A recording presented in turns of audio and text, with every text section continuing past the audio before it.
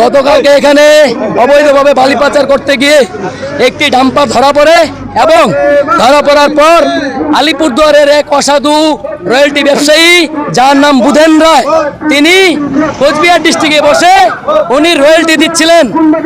জাতীয় সড়কে প্রায় 1 কিলোমিটার মতো গাড়ি যাবার পর যখন গাড়িটা মানুষ পাকড়াও করে, তারপর উনি কোচবিহার ডিস্ট্রিক্টের রয়্যালটি অফিস থেকে বসে হোয়াটসঅ্যাপের মধ্যে দিয়ে রয়্যালটি ওনাকে হোয়াটসঅ্যাপে পাঠায়। যখন আমরা প্রতিবাদ করতে যাই, কালকে ওনার সাথে এই নিয়ে আলোচনা করতে যাই, উনি ওনার গুন্ডা বাহিনী দিয়ে আমার মন্ডল প্রেসিডেন্টের ওপর হামলা করায় এবং আমরা শুনতে পাই যখন আমাদের কর্মীরা প্রতিবাদ করে তারা নাকি আমাদের 5 জনের নামে মিথ্যে মামলা দিয়েছে। তার জন্য আজকে এই প্রতিবাদ মিছিল। এরপরেও যদি এই দালালরা না শুধরায়, আগামী দিনে এদেরকে আমরা উপযুক্ত ব্যবস্থা নিব।